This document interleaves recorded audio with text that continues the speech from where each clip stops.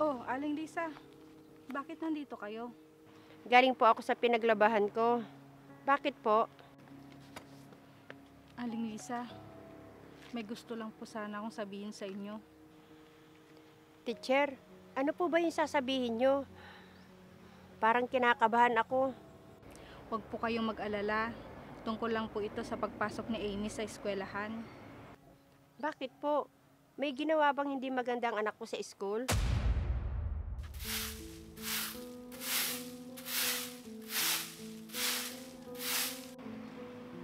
Nay? Nay? Nay?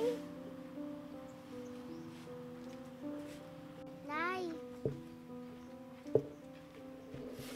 O anak, papasok ka na ba? Opo, Nay.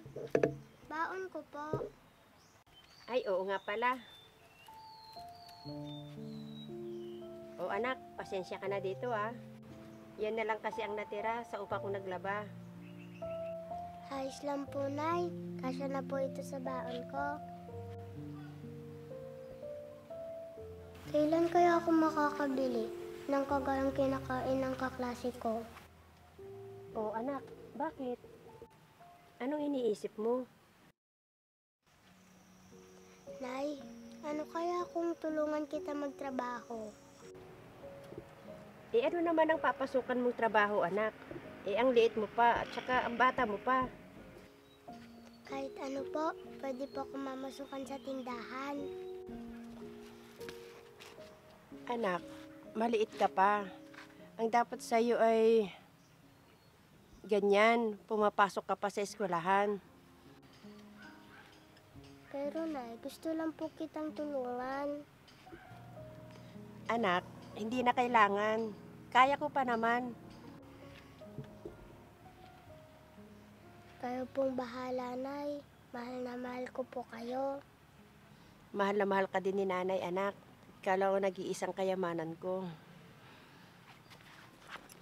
Diyos ko, sa murang edad ng anak ko, naisipan na niya magtrabaho para lang makatulong sa akin.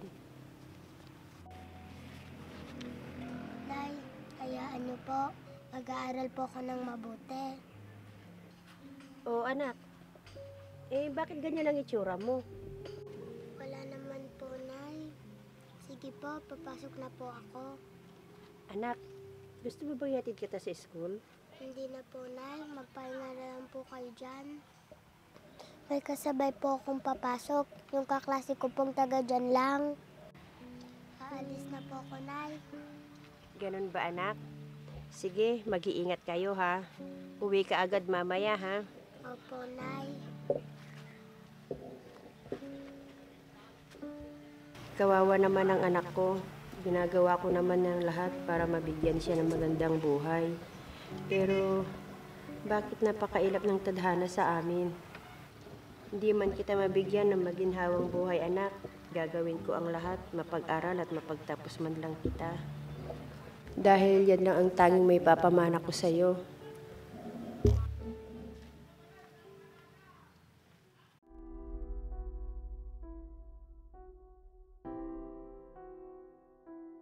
Ano kaya kung magtrabaho ko dyan sa tindahan? Hindi naman magagalit si nanay pag pinanalaman. Si Amy yun ah. Ano kayang ginagawa niya? Oh, Amy, bakit hindi ka pa umuwi? At bakit nakatingin ka sa tindahan? May gusto ka bang bilhin? Wala naman po, teacher. Ah, ganun ba? Gusto mo ba ihatid kita sa bahay nyo? Hindi na po. Kaya ko naman po umuwi mag-isa, teacher. Ikaw ang bahala. Pero mag-iingat ka sa pag-uwi mo ha. Huwag kang basta agad tatawid sa kalsada. Opo, teacher. Salamat po. Okay, sige. Mauna na ako ha. Magkita na lang ulit tayo sa school. Opo, teacher. Bye, teacher.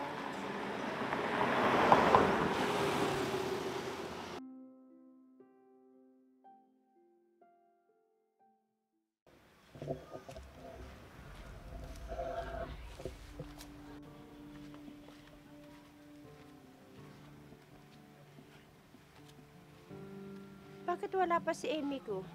Kanina pa yung uwian nila ah. Amy? Amy? Baka nakipaglaro pa lang yun sa mga kaklase niya.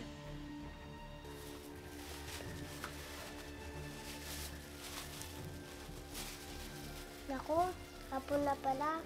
Baka andun na sa bahay si nanay.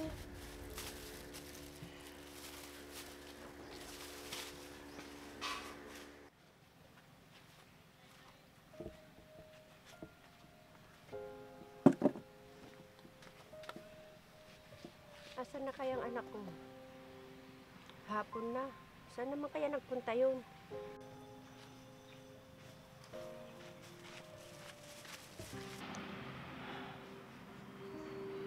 Ayan na pala siya.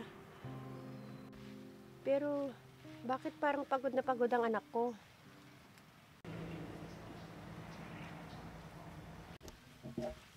Nay, Anak, bakit ngayon ka lang? Pinag-alala mo tuloy ako. Nay, naglaro lang po kami saglit ng kaklase ko. Pasensya na po. Huwag mo nang uliting muwi ng ganito, ha? Alam mo naman, nag-alala si nanay. Mahal na mahal kita at ayaw ni nanay na may masamang mangyari sa'yo. Opo, Nay. Pasensya na po. Pasensya na po, Nay. Gusto lang po kitang tulungan. Naaawa po kasi ako sa inyo. Ano yung dala mo, anak? Nay, binili ko po yung baon ko. Ito po. Ang anak ko talaga. Tara na sa loob at nang makakain na tayo. Sige po, Nay.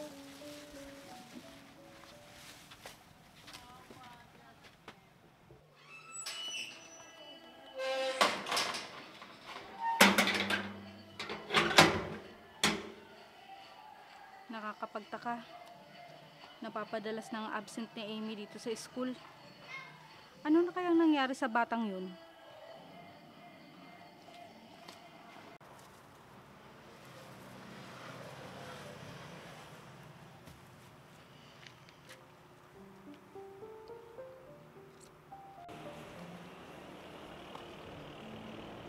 Sandali lang. Parang si Amy yun ah. Ano kayang ginagawa niya dun? Ito kaya naglalabang nanay niya? Kailangan kong makausap ang nanay ni Amy tungkol sa napapadalas niyang pag-absent.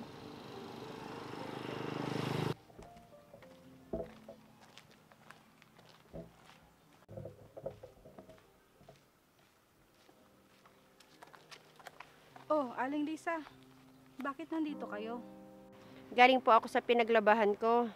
Bakit po? Aling Lisa, may gusto lang po sana akong sabihin sa inyo. Teacher, ano po ba yung sasabihin nyo? Parang kinakabahan ako. Huwag po kayong mag-alala. Tungkol lang po ito sa pagpasok ni Amy sa eskwelahan. Bakit po? May ginawa bang hindi maganda ang anak ko sa school? Wala naman po. Ang totoo niyan, isa po siya sa mga matatalinong estudyante ko. Pero ano po? Ano pong problema? dati po kasi hindi siya lumiliban sa klase ko. Pero ngayon, napapadalas na po. Alam niyo po ba ito, Aling Lisa? Lumiliban po siya sa klase? Pero araw-araw naman po siyang pumapasok. Yun po ang alam ninyo. Pero sa tingin ko, sa iba po siya pumapasok. Ano pong ibig niyo sabihin? Na sa iba siya pumapasok? Opo, nakita ko po si Amy kanina, dun sa malaking tindahan. Nag-aayos po siya ng mga paninda. Ibig sabihin, hindi siya tumutuloy na pumasok at nagtatrabaho sa tindahan? Kaya nga po, nagtaka ako nang biglang sunod-sunod ang hindi niya pagpasok sa klase. Mabuti na lang nakita ko siya ngayon. Dahil kung hindi, ipapatawag ko na po sana kayo sa eskwelahan. Ang buong akala ko po kasi, sinasama niyo siya sa mga pinaglalabahan niyo. Yun pala, hindi niyo rin alam ang ginagawa ng anak niyo. Hindi rin po pala ninyo alam. Ma'am, maraming salamat po dahil nasabi niyo po sa akin yan. Wala po yun, Aling Lisa.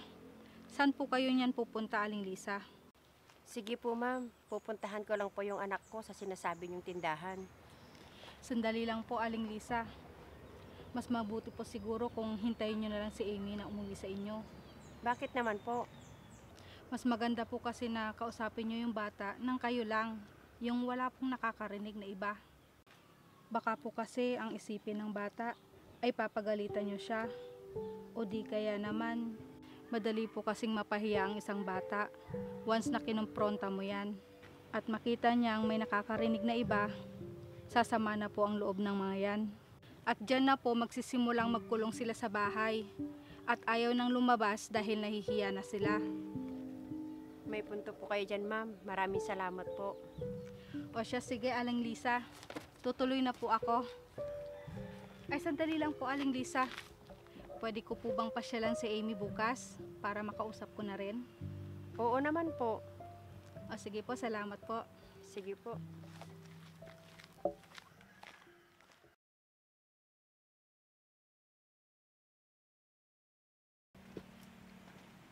Aling Lisa? Tao po! Aling Lisa! Ikaw pala ma'am, maupo po kayo. Salamat po. Nasaan po si Amy? Andito lang po siya kanina, naglalaro. Aling Lisa, nakausap niyo na po ba si Amy kahapon? Opo ma'am. Ano pong sabi niya? Bakit po siya nandun sa tindahan at palaging lumiliban sa klase? Ang sabi po ng anak ko, ay andyan na pala siya. Amy anak, andito si teacher mo.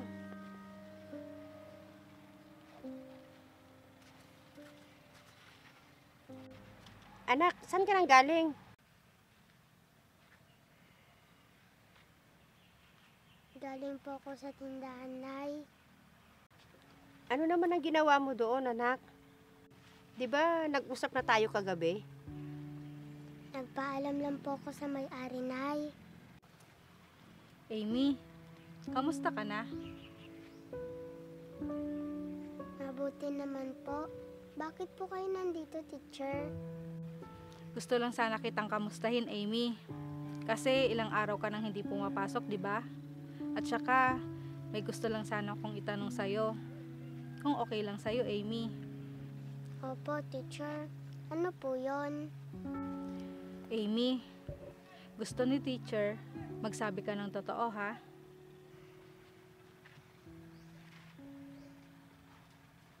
Hindi galit si teacher sa'yo, Amy. Anak, huwag kang matakot. Tatanungin lang ni teacher kung ano yung tinanong ni nanay sa'yo kagabi. Sige po.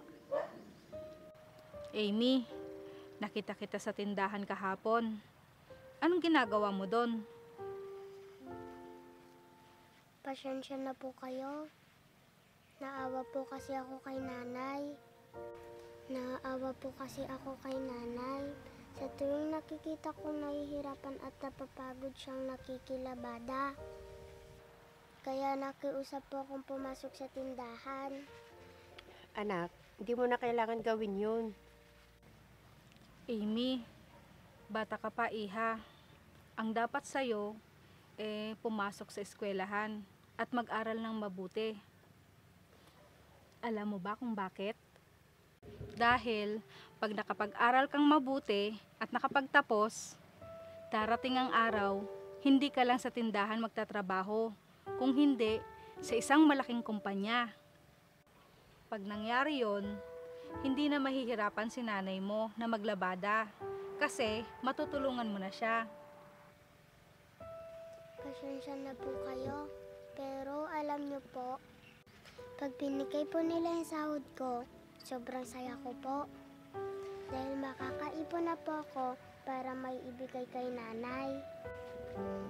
Mahal na mahal ko po kasi si nanay, kaya naawa po ko sa kanya. Tingnan mo nga naman, Aling Lisa.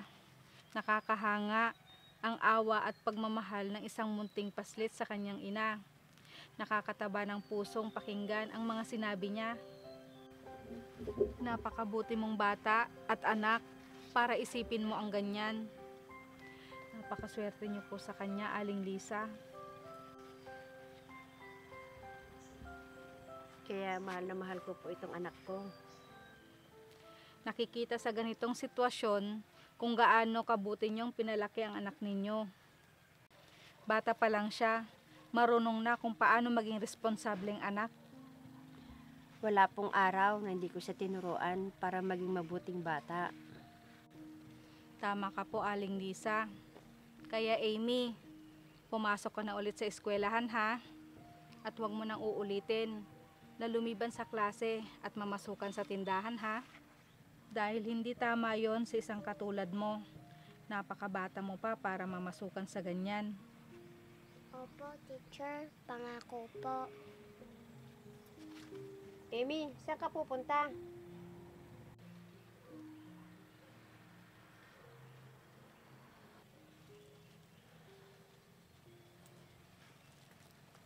Nay, para sa inyo po. Anak? Ano to? Nay, naipon ko po yan sa pamamasukan ko sa tindahan ng ilang araw. Napakabuti mo talagang bata. Sa'yo ito, anak. Kaya itago mo na ito. Hindi po, Nay. Naipon ko po yan para may pandagdag po tayo dito sa bahay.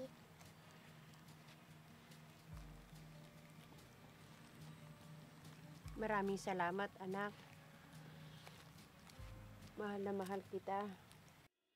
Napakaganda talaga sa isang magulang na ang kanyang anak ay maging isang mabuting bata habang siya ay lumalaki. Dahil hindi lang siya magiging isang modelo ng isang mabuting bata sa mata ng nakakarami sa kasalukuyan, kundi maaari niya itong maipamana sa magiging anak niya sa hinaharap sa pamamagitan ng pagtuturo din sa kanila kung paano maging isang mabuting ehemplo sa mga darating na henerasyon.